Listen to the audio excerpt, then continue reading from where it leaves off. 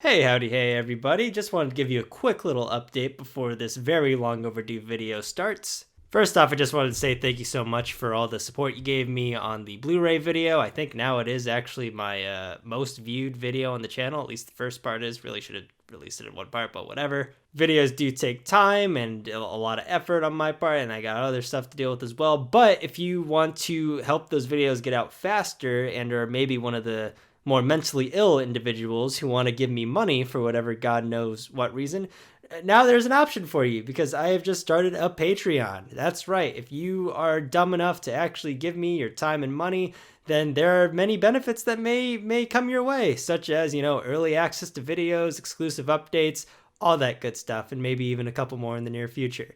A link to that and also a link to a lot of my social medias, which I use very rarely, are going to be on the main channel page as well as in the description of this video. Whether you're generous enough to donate to the Patreon or not, really thank you so much for taking time out of your day to watch the video. So without further ado, just sit back, relax, and like and subscribe or else I will destroy your bloodline. Okay, enjoy.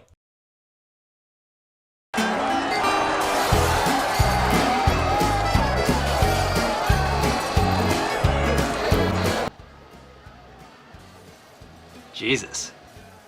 Well, this sucks. How am I supposed to talk about something as comparatively unimportant as Star Wars when there's all this shit going on? I mean, on one hand, it seems completely inappropriate to talk about a movie during these times of international turmoil, but I've been putting off this video for like 2 years now. If only there was some way to compose an overarching central theme that composes a lot of what I originally wanted to talk about, but also subtly comments on the events that are going on in the world today. And if only I could do this without being completely blatant and obvious. Hi, I like movies. Want to talk about Star Wars? My hair's a mess. Yeah! Ah, man. What can I honestly say about Star Wars at this point that hasn't really already been said? It's incredible that a franchise has been able to stay in the forefront of pop culture for almost half a century now, spawning a nearly infinite amount of merchandise, theme park attractions, video games, shows, and of course, movies. When Disney bought Lucasfilm in 2012 and announced that they would be continuing the franchise with more films, there was excitement, despair, but most of all, uncertainty as to how these films would pan out. Now here we are 8 years later, and the fabled sequel trilogy has now concluded with the rise of Skywalker. And as with any major pop culture franchise, reactions to the film were courteous, civil, and most importantly, constructive. That is a lie. After the movies came out, people just started yelling at each other. F this movie and f everyone in it. It is just rancid diarrhea. I'm pissed off! This movie straddles the line between mediocrity and total suckage. I think I'm done with Star Wars. Of course, in typical fandom fashion, self-proclaimed fans of the series were bound to have their own impassioned opinions about their favorite franchise, with some taking to social media or YouTube channels to express those opinions. The optimist in me likes to think that the vast majority of these people were making fair and constructive content that were in a very peaceful, non-toxic space, but come on. This is Star Wars. You are a worthless freaking piece of plastic. You're the worst thing I've ever seen in freaking Star Wars. You're the worst character. I hate your face. I hate you, Daisy Ridley. You're a freaking piece of garbage. I hope your career dies in 2020. You know damn well that rants were bound to appear on the internet, and oh boy did they. Videos were posted, blogs were written, petitions were erected, all for various reasons in response to the latest batch of Star Wars films. Many of these grievances and the way they're portrayed I think are completely fair and justified, with a select few others who maybe took their anger over films just a bit too far. I'll get well into that in a bit, but before that, I'm sure none of you are wondering, what did I think of the films? Yeah, what did I, a random stupid man person idiot on the internet who's got takes about this franchise that are hotter than Qui-Gon's corpse, think about the sequel trilogy of Star Wars movies?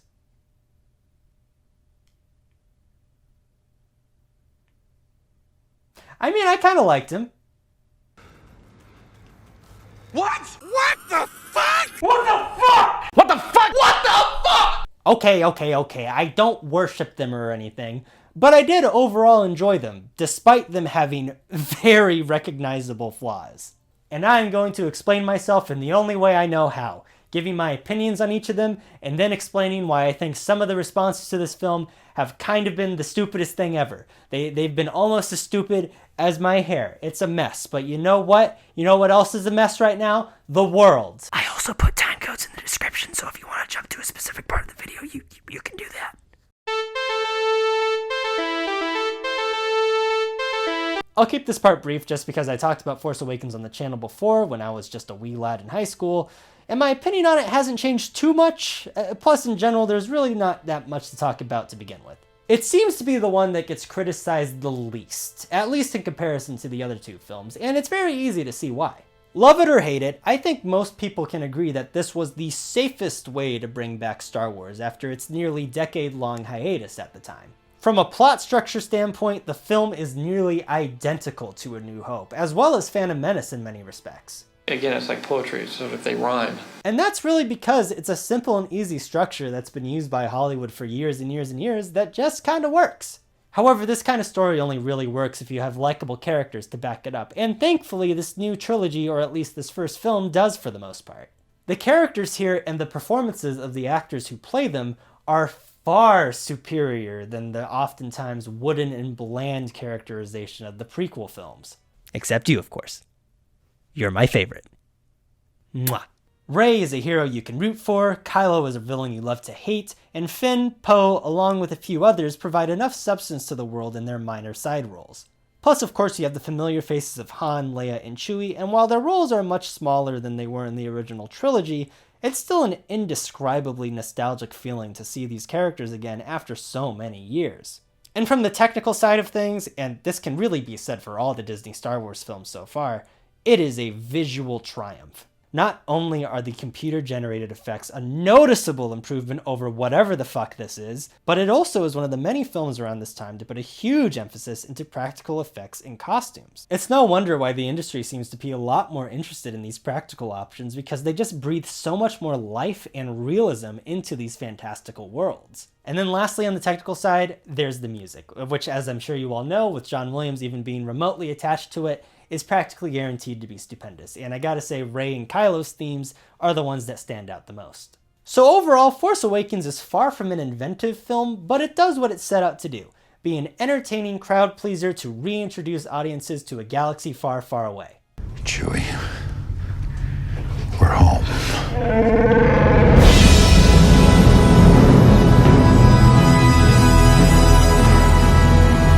And then the next one said F that noise and wanted to make people mad. Jesus, talk about Last Jedi. I was just looking at my notes for what I have for Last Jedi. You probably can't tell on a 2D plane, but that's a lot. Alright, y'all better strap yourselves in because this one's probably going to take the longest to talk about. I don't think I've ever seen a response to a film quite like The Last Jedi. I've seen it in video game form now, but never in movie form have I seen it like this. A film that many critics called a bold and inventive sequel that pushed the franchise into new directions, while many fans condemned it as a heretical abomination that destroys the entire saga. Now, a big thing I see online when people talk about things they like in this movie is being accused of ignoring criticisms raised by people who don't like it. So before I talk about the things that I think work, I'm going to talk about the things that I don't think worked at all. And there are a fair amount of things in this movie that I don't think work. For starters, every new character, meaning every new character introduced in this film, I found to be incredibly weak. First, there's Holdo, who I could just not bring myself to like.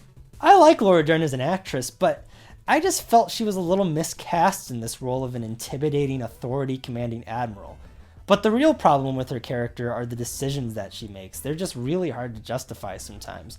But more on that in a second. I also failed to become invested in Benicio del Toro's character, whose name I honestly cannot remember. Seriously, I watched the movie like yesterday to prep for this, and I can't remember his name at all. It's gone.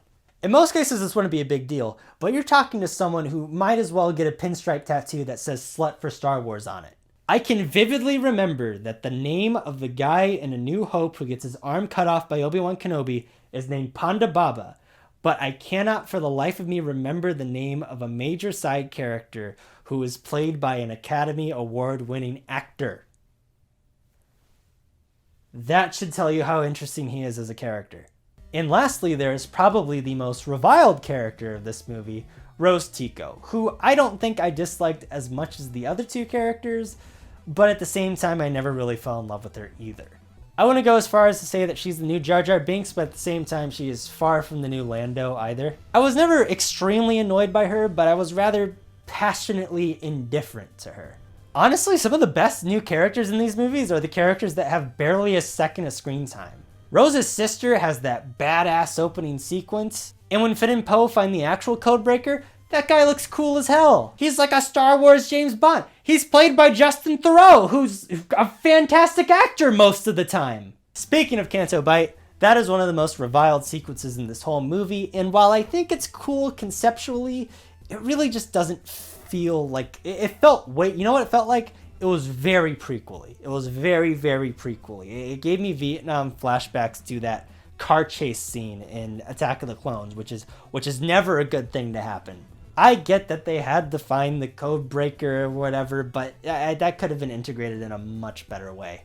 And yeah, the fact that they saved all the horse aliens and none of the enslaved children is pretty ridiculous, but hey, at the same time, this wouldn't be the first time our heroes just abandon an easily freeable slave. What the fuck is Watto gonna do? Just take Shmi with you! This all could have been avoided! I also thought the film maybe had one too many jokes and comedic bits, none of which I thought were particularly bad, but there were just so many of them that it could occasionally detract from the film's generally darker tone. I think the core issue of why so many people either love or hate this movie is that it is laser focused on the thematic aspects of the story.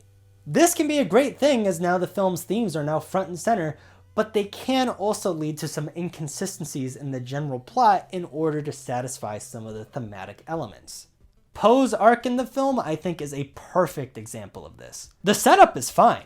Arrogant pilot clashes with strict authority, but Holdo not telling anyone her plan only for it to be revealed later just doesn't make any logical sense to me.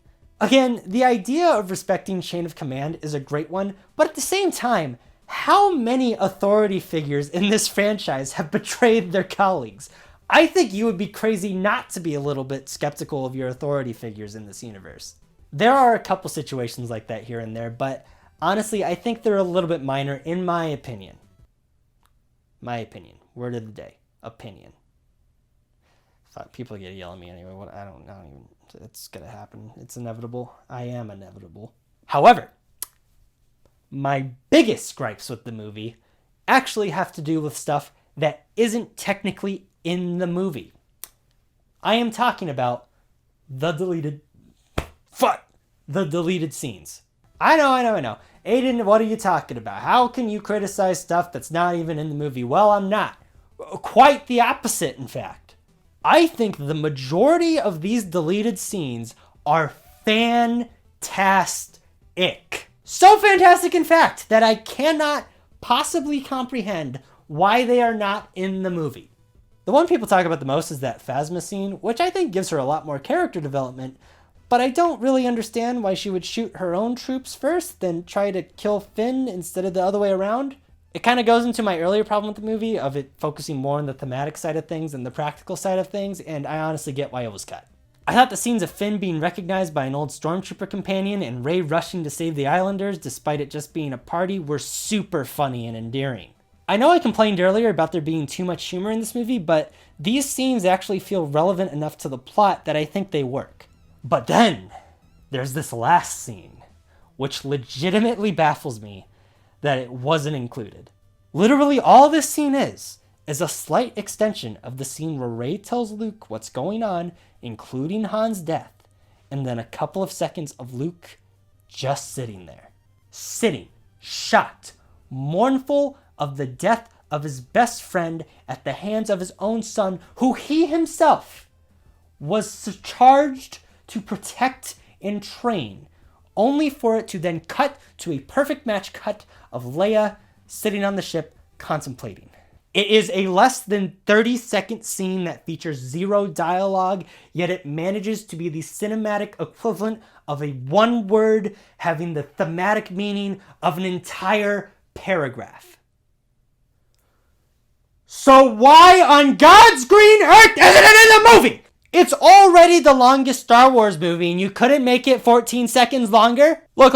I'm not one of the people who complains endlessly about the green milk thing. It's a wacky whatever world building scene. I get it. I'm cool with it. But if it's between that and a wonderfully subtle moment of Luke mourning a loved one, you picked the latter!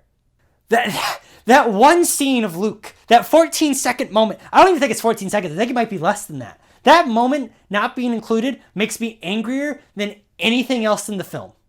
That is easily the thing that frustrates me about this film more than anything. All right, now I'll talk about the good stuff. I think all the latest movies more or less nail things on a visual and technical level, but I think this may be the prettiest of the bunch, mainly because of some truly stunning cinematography. It has its own distinct look that differentiates it from the other films, which is also heightened by its unique reddish color palette. The music, the effects, the costumes, everything on the technical side I think is absolutely on point. I also found myself really enjoying a lot of the general decisions that they made with a lot of the characters that we already know. Finn and Poe are still charismatic and fun in their side roles despite the flaws in their arcs that I already mentioned. But the real meat of the movie is with Rey and Kylo, and I think Rian Johnson really nailed that aspect of the story. The vague relationship between them that was set up in Force Awakens is expanded upon marvelously here, with the Force Dyad device being not only a unique Force power that we haven't really seen much of before, but provides some excellent moments of dialogue between our hero and villain. Not to mention they're also heightened by Daisy Ridley and Adam Driver's fantastic performances. It's the moments with those two that I think really keep the movie together in those first two acts, which are not, the worst things ever, but also are not fantastic. Oh, there's some great moments in there, sure. But then there's also the dumb stuff that I already mentioned, like Holdo and Canto Bight, and yeah.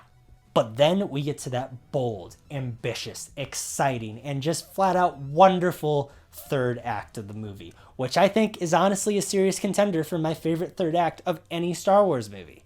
One of the most polarizing moments in the movie is that Snoke throne room scene, but you know what? I love it. We've never gotten a fight scene like this with this many participants, nor this brutal before, so it's a nice change of pace from the usual fight scenes in the series. I'm also a big fan of the Snoke twist. I really didn't care for getting yet another Sith Lord we've never heard of before, so I'm actually glad he's more used as a plot device to progress Kylo's character instead. It functions as a fantastic mirror to Vader's killing of Palpatine. Or, well, killing is in quotation marks, I guess. But instead of the kill being an act of redemption, it's an act of revolution. Instead of redeeming himself as a hero, he cements himself as an even more dangerous threat. Which then leads us into the Battle of Crates, which I think is tied with Scarif as the coolest planet in this latest era of films. It's so unique and visually distinct and is a perfect location for this movie's epic finale. And I want to talk about how much I love this movie's ending. But there's one more thing I gotta talk about before then. Look, there's a lot of things in this movie where even though I may not personally agree with them, I can still understand why people don't like. I understand why people don't like the new characters like Rose and Holdo. I understand why people don't like the Canto Bight sequence. I understand why people don't like the Snoke twist. But there is one major widespread criticism about this movie that I see all the time that I honestly just can't wrap my head around. An argument I hear time and time, again and again, and no matter how hard I try, I just can't understand it. It doesn't make it invalid, I just don't understand it. Obviously, I'm talking about Luke Skywalker. More specifically, the direction that Johnson decided to take Luke Skywalker. When we are finally reunited with Luke in this new trilogy, he, like his masters before him, is a broken man, wallowing in exile, afraid to face the danger that he feels complicit in creating. This is something we've seen time and time again in these movies, but for whatever reason, maybe it's because it's Luke Skywalker, our former main character, but from the moment he chucks his lightsaber over his shoulder, people lost their absolute minds! Luke throwing away the lightsaber like it's nothing? What? He fucking throws it and just walks the fuck off. Has no reverence for that lightsaber. He just tosses it over his fucking shoulder.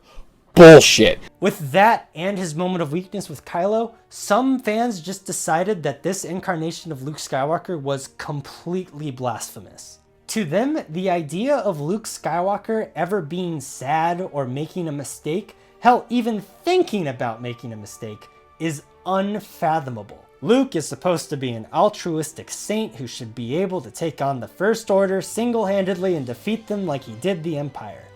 But the thing is, I don't think that's who Luke Skywalker ever was. Luke Skywalker wasn't a big deal in the rebellion because he was this perfect, all-powerful Jedi. He was a big deal because he was the only Jedi that was left. I guess you could call him the Last Jedi, because he's... I'm sorry. He could have been the shittiest Jedi in the world and he still would have been used as a symbol that the Jedi were still around and weren't extinct. A symbol of hope that the galaxy could unite around. Luke Skywalker, not important. He is not important at all. But what he represents is. The idea of hope is the idea that anyone who knows who Luke Skywalker is finds synonymous with him. But now, Luke feels he can't be a symbol for hope in the face of a threat that he feels he created. For a second, he felt he could prevent an incoming threat, but instead found himself expediting it. And this is something that I think is absolutely in character for Luke Skywalker. He's always been someone who evaluates the weight of his actions in the moment. Just look at that fight scene between Luke and Vader in Return of the Jedi. He seriously considers killing Vader multiple times during this fight, but ultimately decides to spare him and reap the potential consequences of him living. He does the exact same thing with Kylo, but this time...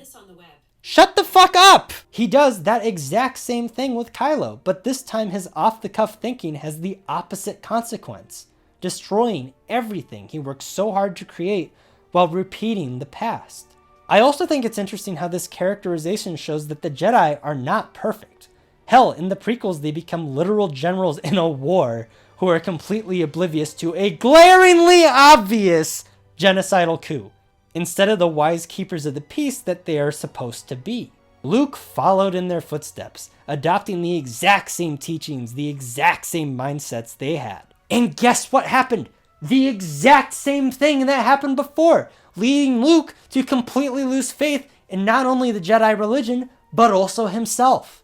The faith he begins to regain through his lessons with Rey, as well as that badass Yoda scene.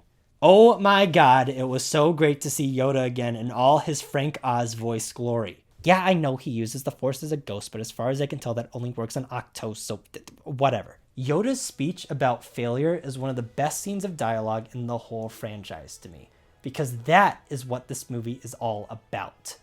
Failure. Every single main character in this movie fails. Poe doesn't save all the resistance. Finn and Rose can't shut down the First Order's tracker. Rey isn't able to turn Kylo to the light side. But Yoda is adamant that failure is one of the greatest teachers. A teacher that can teach its students after they are long gone. Not so their students can be just like them, but better than them. When Luke realizes this, we finally get to that phenomenal conclusion. It first starts with Luke finally reuniting with Leia in a wonderfully somber yet harrowingly beautiful sequence, even playing Luke and Leia's theme from Return of the Jedi in the background, which is one of the most underrated compositions in Star Wars. Then Luke goes out to face the First Order, only for Kylo to rain hell itself upon him, only for Luke to look cool as fuck as it does nothing, bringing us to a final lightsaber confrontation between former master and student. Only for us to realize that Luke was using force projection to fool Kylo as a distraction while the few surviving members of the Resistance escape on the Millennium Falcon. A move never before seen, a move so unprecedented that it takes all of Luke's remaining power to do it. Luke uses the last of his energy, the last of his power to get up and see a sight he probably hasn't seen in decades. The Twin Suns. The very same twin suns where his journey began are now there to greet him at the end. The symbol of hope that started Luke on his journey have now returned. as he looks longingly at them as he vanishes.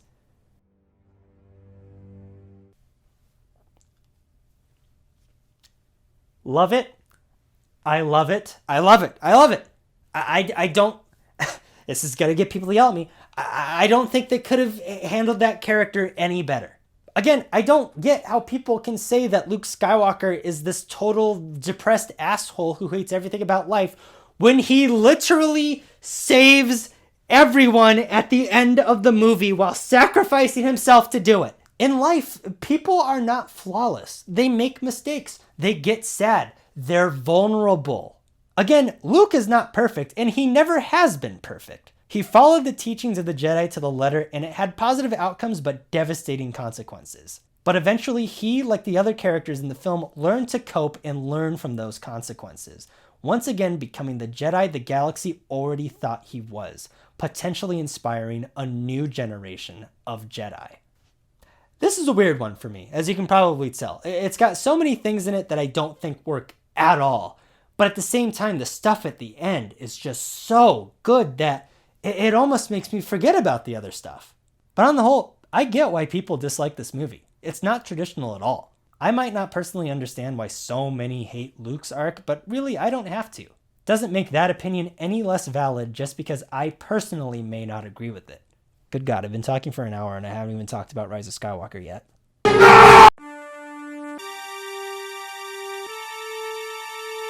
And now we arrive to the epic finale of the sequel trilogy, where our heroes will finally face the ultimate threat in Supreme Leader Kylo and the now resurrected Emperor Palpatine.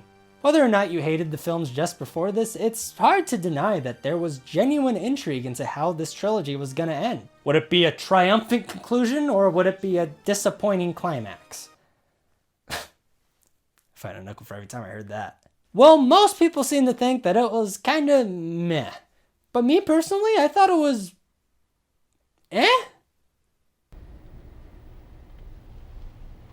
Why are you the way that you are? Well, what do you want me to do? Lie to you? Do you want me to tell you that I thought that a movie that most people thought was meh, I actually thought was pretty Well, no, this is how I like movies. Damn it. All right? The only thing we lie about here is my sexual preference. So you know what? Here's my gay opinion about Rise of Skywalker, and you're gonna like it. You don't have to. That kind of goes against my whole rants on opinions. I'll start with the negatives again and say that probably my biggest disappointment with Rise of Skywalker is that it is just Return of the Jedi again. With Force Awakens, I thought the similarities with A New Hope worked because it was J.J. Abrams setting the tone for what he thought the new trilogy would be. But one of the beauties of The Last Jedi's ending was how it put in elements of Return of the Jedi at the end, leaving the door open to do something completely different in the next installment. This doesn't do that. It plays it really safe when they had the perfect opportunity to do something really bold. I'm not particularly a fan of the scrapped Colin Trevorrow script. I feel like it's honestly slightly worse than what we wound up getting despite a couple cool ideas, but I will admit that it is a bit more original than what we got. I also feel like there's a lot of missed opportunity in a lot of the side characters. Finn and Poe are still entertaining and likable, but they feel like they're now more used for comic relief than anything else. You were a space runner? You were a stormtrooper? Were you a spice runner? Were you a scavenger? We could do this all night. The idea of Finn's secret being he's force sensitive is not translated well at all in the film, and Poe's leadership arc doesn't really feel all that important. So it's a shame that these two characters, while still likable, aren't as dynamic or interesting as they were before. As for the new characters, they actually have the opposite problem that the new characters had in Last Jedi. Whereas the new characters in Last Jedi were not interesting at all but had a lot of relevance to the plot, the new characters here are cool on the surface level and are deeply interesting, but they just don't feel important to the plot at all. Zori Bliss looks badass, but is practically pointless. The group of rogue stormtroopers the gang runs into is a cool idea, but isn't very developed. And Grand Admiral Piet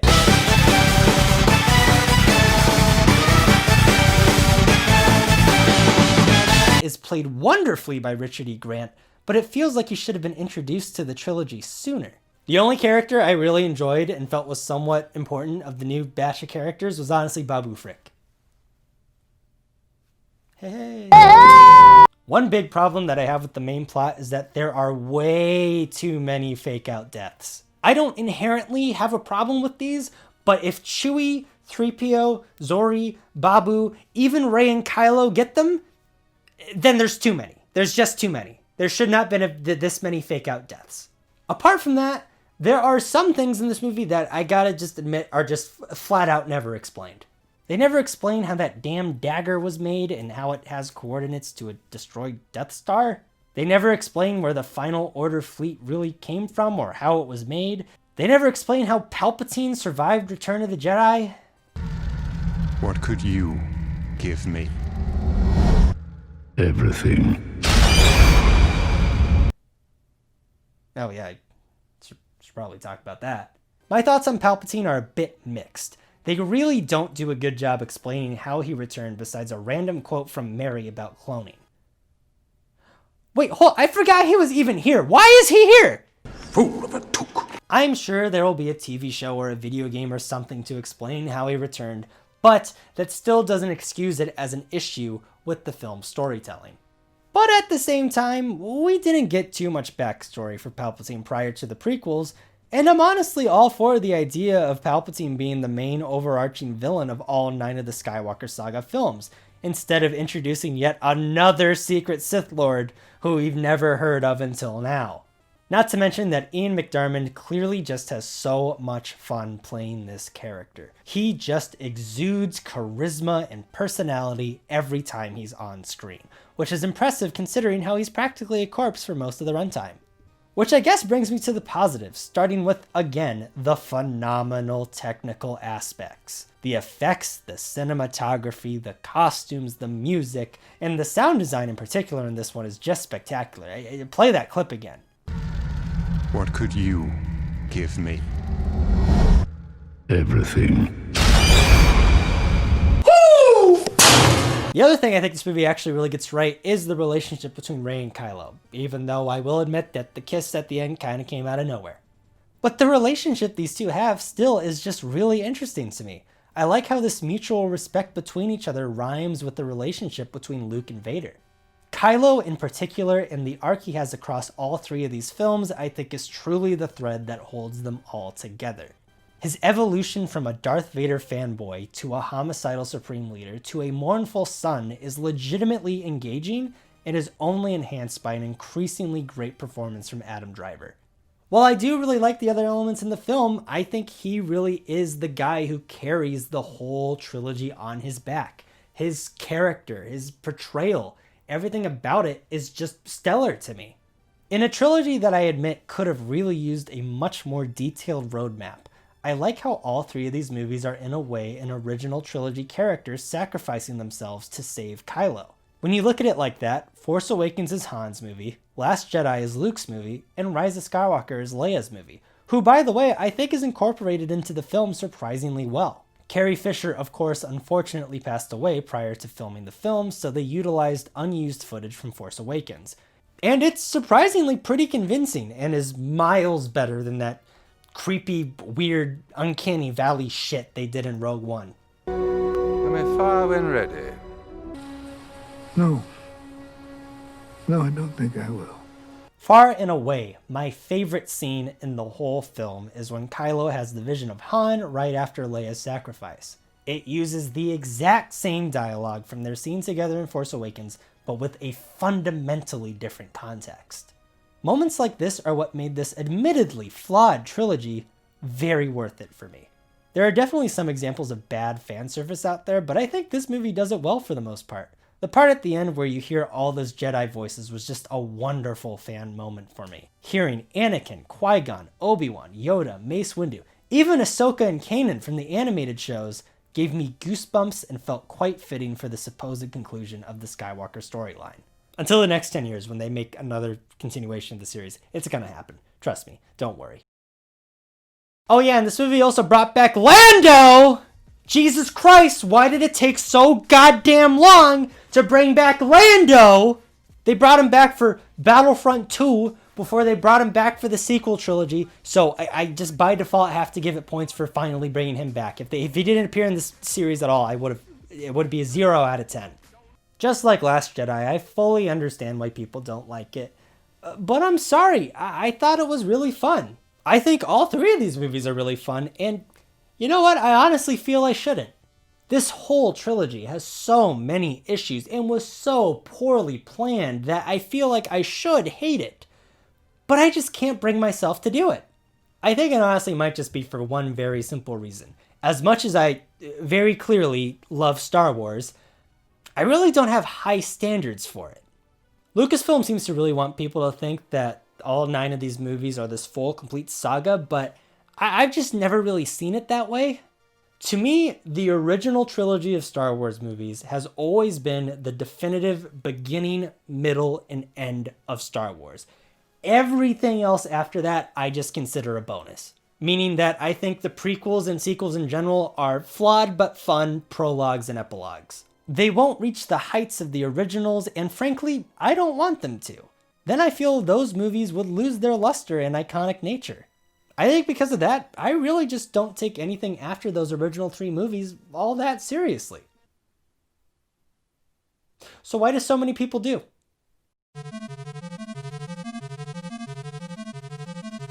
I have said it numerous times in this video alone. These movies are not perfect. These movies are subject to criticism, and I have zero issue to that whatsoever.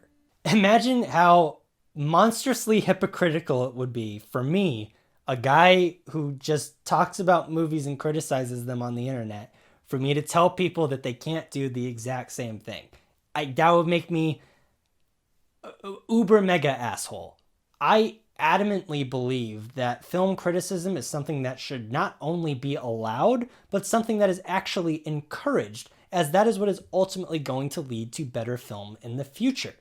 However, there's criticism, and then there is malicious, bitter anger that is masquerading as criticism.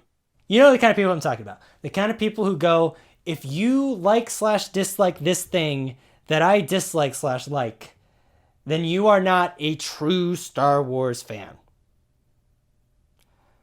Oh, what a shitbag thing to say. That's pretty much the major statement from toxic fandom that I fundamentally cannot stand.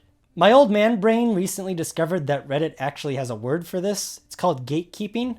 And it's essentially this feeling of self-entitlement that makes some people think Star Wars is theirs and nobody else's, and they decide what opinions are true fan material.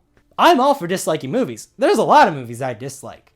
But mentalities like this are just new levels of stupid. You have people making daily videos and posting daily to their blog about how Disney ruined Star Wars. It's basically it's like clockwork. It's a daily occurrence for some people, which is not an unfair opinion, nor is it an unpopular one. But again, some people just take it to an astronomically stupid level. I'm not even talking about legitimate criticisms that I personally may not agree with. For example, I don't get why so many people harp on Phasma all the time. I like, people say that she was created just to sell toys, but that's like a franchise staple at this point, so I don't understand that at all. She was designed to look cool and sell stuff. Who is this? Who is this? Don't try to tell me that he's your favorite character because of how deep and emotional he is. You are a liar if you say that. Some of you may be wondering why I didn't really mention the issue of Rey's lineage in any of the parts of this video, and that's just because I don't really get why people are so obsessed with it. I pretty much had her pegged from day one as a Palpatine, because that to me was the only reason it made sense for her to be as powerful as she is. But again, I've seen arguments for that I think are very fair.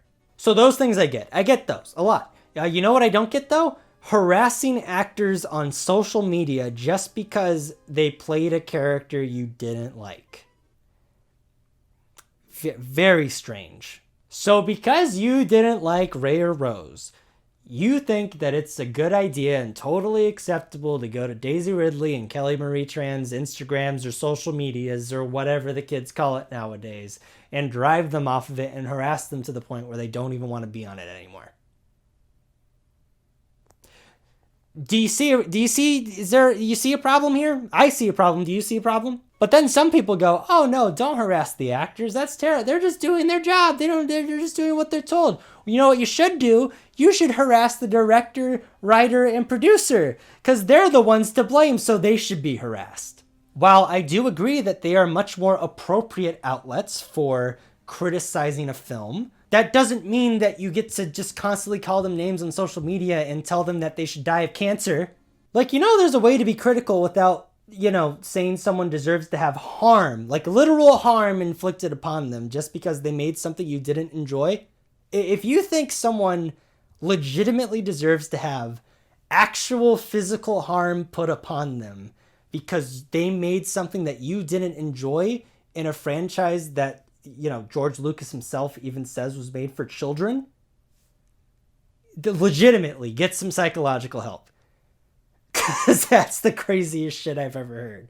I wish I could say I was surprised by this abhorrent behavior, but unfortunately this is nothing new for Star Wars. The exact same thing happened when the prequels came out, which, by the way, are now considered these underrated and misunderstood gems by members of the community who really hate these new movies.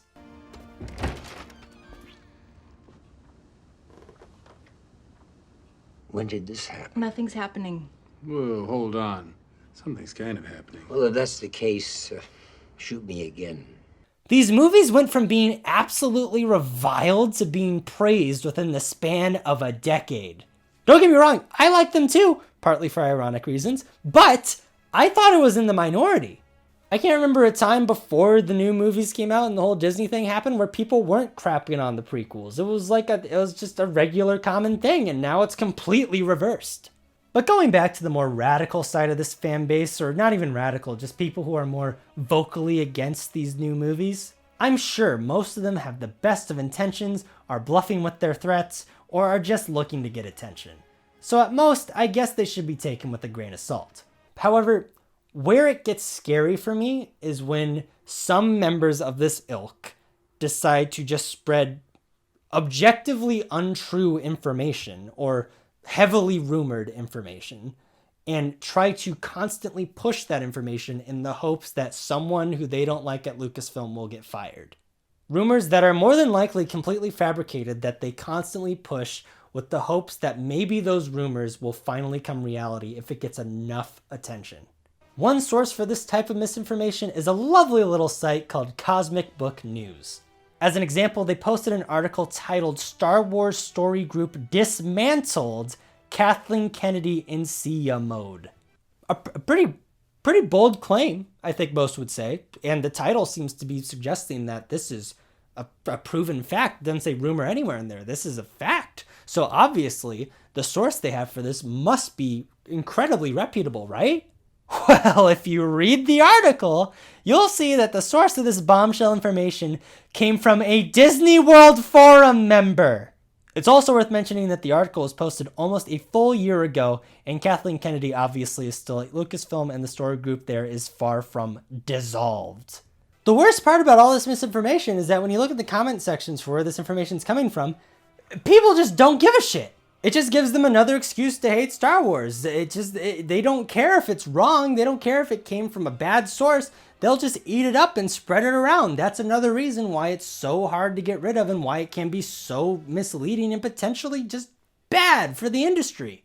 But Aiden, I hear you say, this is just one site on the internet. It's some random site. What does it matter if some random site is pushing bullshit? What does it matter? Well, that random site is able to consistently appear on my Google newsfeed that I get through the official Google app.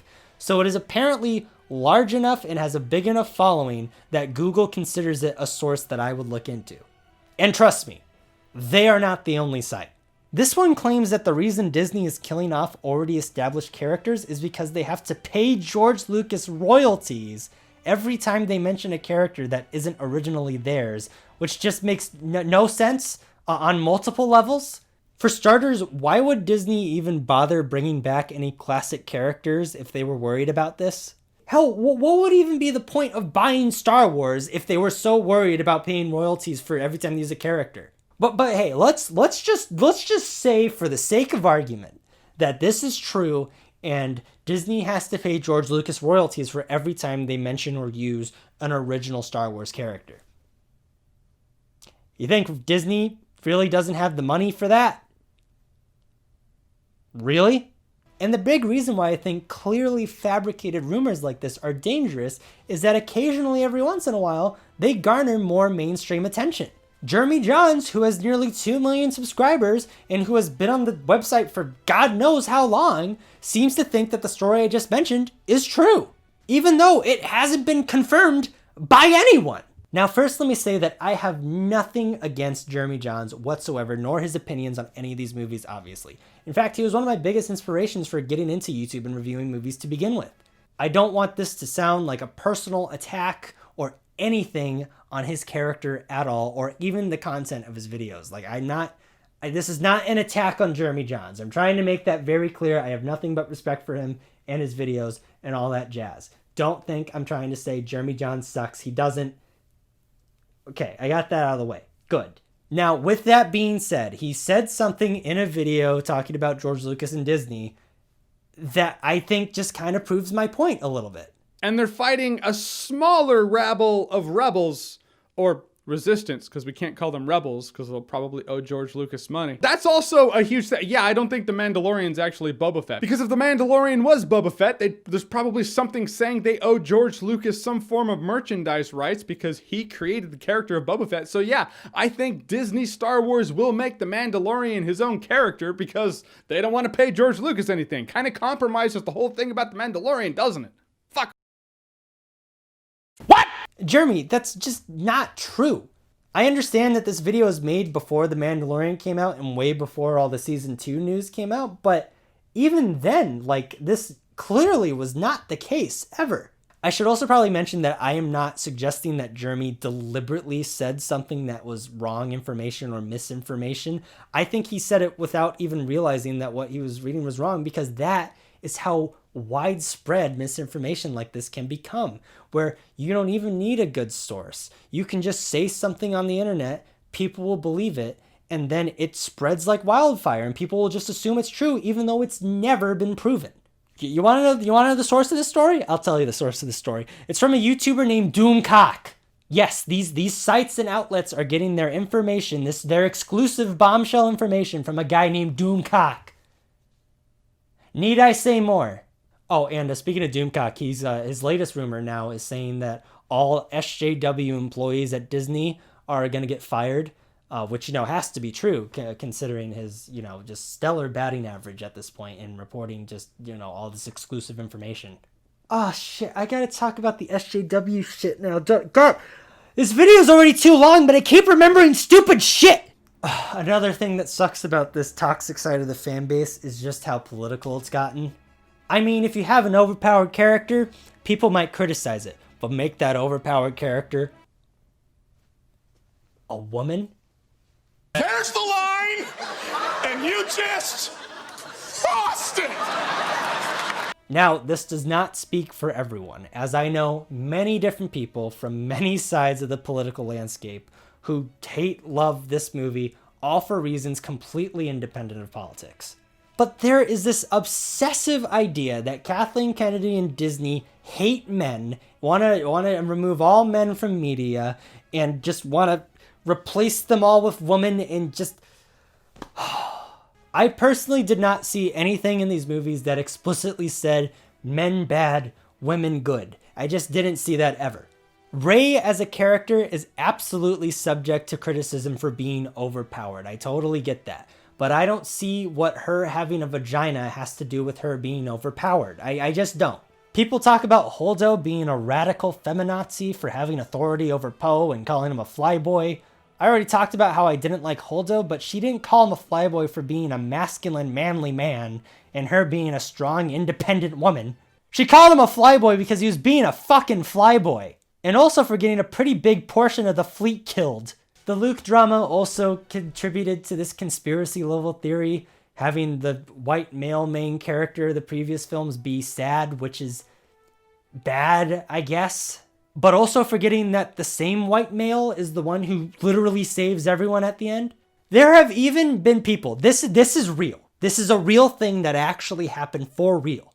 Of people saying that Last Jedi is vegan propaganda because there's that one joke about the porgs and how Chewie didn't want to eat the porgs because they look at him all sad. It was a joke! It was a joke. It was a joke. It was a joke. And it's not vegan propaganda because Chewie didn't want to eat the porg. For all we know, he still ate the porg.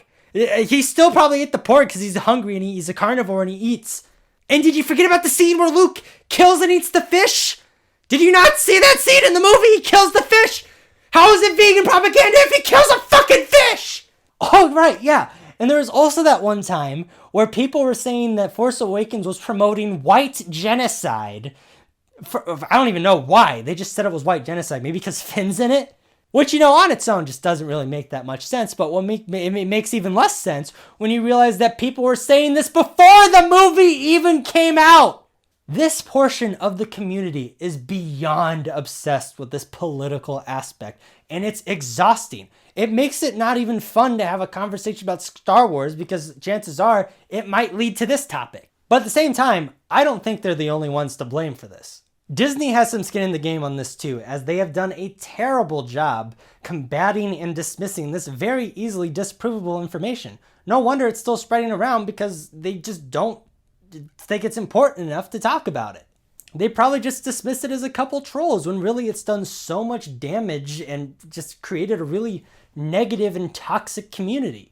Whether they realize it or not, the people who worked on these movies and maybe wanted to in the future are now so afraid of having so much negativity levied at them just because they made something they didn't like, which again is nothing new for the franchise. And sometimes very valid criticism is justifiably directed at Disney. Just the other day, John Boyega made some comments on how Disney didn't know how to write characters of a minority group. And you know what? Seeing as how Disney live-action movies, but more particularly the live-action remakes, do suffer from tokenism, I don't blame him at all for believing that. In fact, as crappy as it is for directors, writers, producers to deal with just really nasty, mean people all the time, the people I feel bad for the most are probably the actors. They have just gotten so much shit hurled at them, all because they just wanted to be a part of a legendary franchise. As an aspiring filmmaker myself, I would love to work on a Star Wars movie. That would be a dream come true. But at the same time, it would also be a nightmare realized if I had a bunch of keyboard warriors who were making daily content about me, trying their damnedest to make sure I never work in Hollywood again. That's stuff that genuinely concerns me. And, again, criticism, trolls, that's just the internet. That's what happens. But this is just next level kind of stuff. Like, this is beyond the realms of probability and credibility when you're sending people death threats, telling them they should get cancer, making up stories, constantly complaining about politics when there's no politics to be found. I've been talking for way too long at this point. I feel I gotta wrap this up, so I'll close by saying this. If you really felt that your childhood was destroyed or the franchise is ruined by these new movies, I just want to say to you, I'm really sorry. While I really don't get how you can hate these movies so much that they ruin everything before them, I don't really understand that personally, but at the same time, I don't have to, and I feel bad that the magic for this franchise has now been lost to you because of that. As not perfect as every Star Wars movie has been post Return of the Jedi, I think the reason why people are so hard on those movies that came after is just how legendary the originals are. This awe-inspiring, breathtaking universe that started way back in the 70s that has captivated so many people for so long. People love this franchise. And when you love something and want it to get better, you criticize it. But there are constructive ways to criticize and there are destructive ways to criticize. If you genuinely don't like how this franchise has been treated thus far, then by all means, make as much content as you want discussing how you think it can get better. Attacking actors, threatening directors, and just making stories up is not going to do that. It's not going to make anything better. What started out as people just giving their genuine thoughts and criticisms on a film has now dissolved into this toxic smear campaign. That type of behavior is just not going to change anyone's minds as much as you might want it to. Hell, I know this video probably isn't going to change your minds if you're watching this. And you know what? That's perfectly fine. This is just one dude's hot take on a franchise.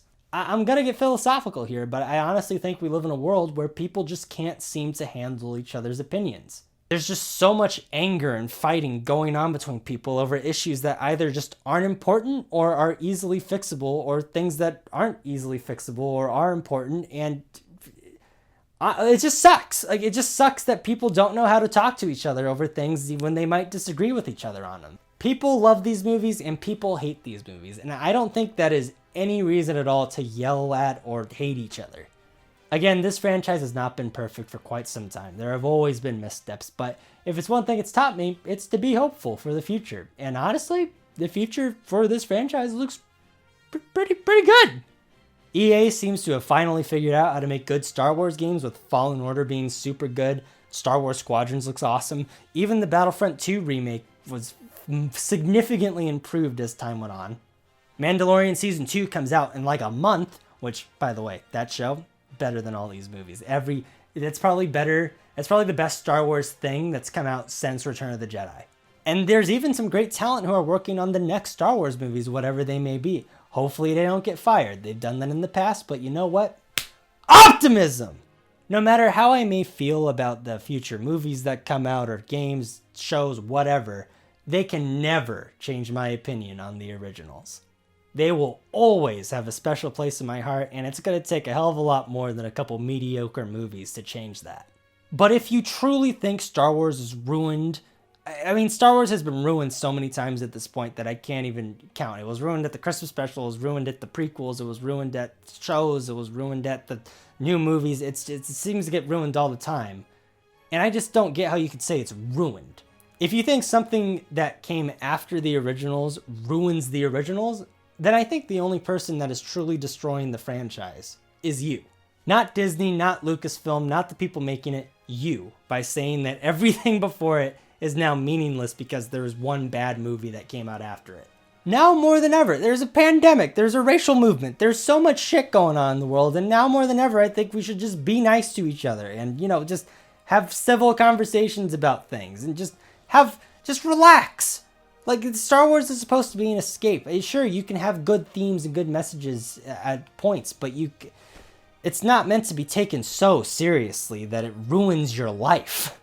Now more than ever, we should just appreciate the things we enjoy in life. And what thing in life do we enjoy more than a galaxy far, far away?